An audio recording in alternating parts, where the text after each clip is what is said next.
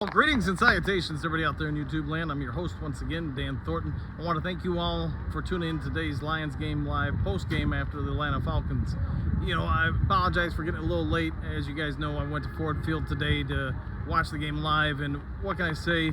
We talked about in Friday's pregame show the fact that the Lions were going to have to do everything they could to take away the Atlanta running game, and that's exactly, unfortunately, what they did, but only in the fourth quarter. Prior to that, the Lions offense, before the season and then during the season, we've talked about this ad nauseum. The Lions lack a primary second receiver or even an alpha number one receiver to take pressure away from St. Brown.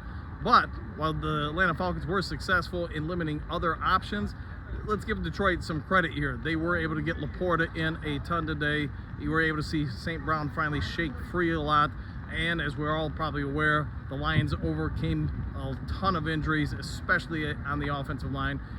Probably watching this week, Lions were going to be without one or two offensive linemen. That came to fruition. And then during the game, we're all probably aware that the Lions lost Matt Nelson. Sounds like it's just going to be an ankle injury. Could keep him out for a little bit. But Dan Skipper did come in and play well.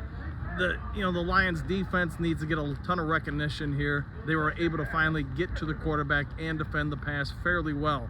With that being said, Desmond Ridder, I think he proved to himself in the NFL today, he's not an NFL quarterback. He struggles to make reads, and his accuracy issues, unfortunately, are going to keep the Atlanta Falcons from probably being a pretty good team. Maybe he gets it turned around. I mean, he is pretty young still, but I would say this, between you and me, do you think Ridder is an NFL quarterback that scares you with his arm or his ability to read defenses? Watching the game live, you can see the Lions played a ton of 8-men, 9-men fronts. They weren't worried about the pass, and I think that showed more and more in the game. Late in the second quarter, when Atlanta had some opportunities to try to go down there and eat into the Lions' lead, Ridder just couldn't do it. He hit a couple passes here and there, but really, for an NFL quarterback, he just wasn't able to do a ton of it. Now, the opposite side of that, let's focus on our guys. Jared Goff did not have a great game today.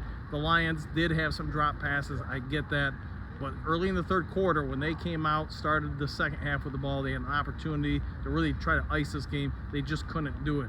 And I think I'm going to do a piece on it probably tomorrow, maybe later in the week. But the Lions offense, to me right now, should scare me and probably you as well.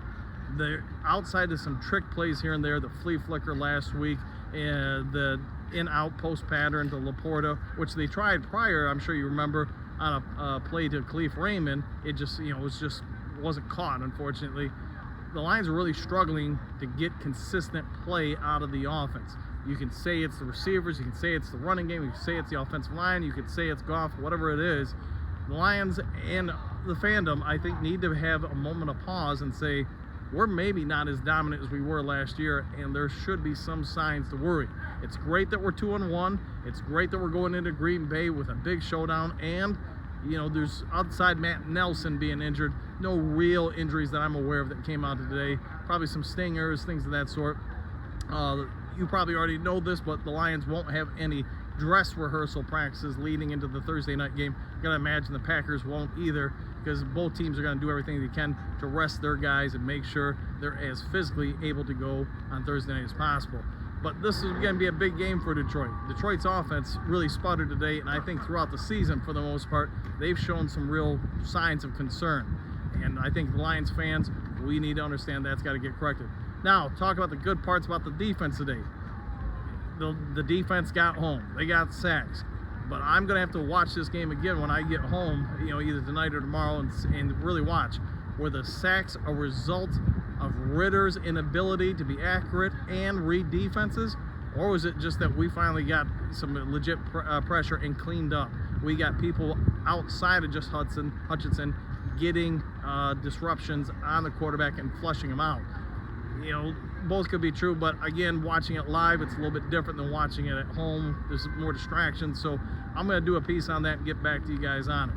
Let me know what your thoughts are, but I think this is a pretty big win for Detroit. Dan Campbell, he didn't go for it on fourth down, as we all seen him do time and time again. He played it safe throughout the game and said, hey, I'm going to let my defense win this, and ultimately, I think at the end of the day, that's what happened. the offense scored as a result of the defense playing good enough to force Atlanta into predictable situations, whether it be at the end of the second quarter or definitely in the fourth quarter when really Atlanta's back was against the wall. But anyways, take care. I'll see you all tomorrow on the next Lions Talk Live.